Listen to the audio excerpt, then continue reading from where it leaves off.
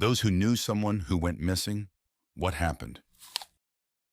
My cousin, who I barely knew, disappeared along with his car, leaving behind a large bloodstain in his apartment.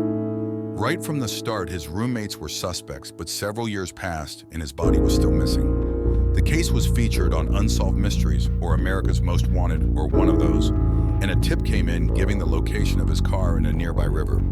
His body was found in the trunk, and the roommates confessed and went to prison. Do you know why they did it? I believe it was a lover's quarrel.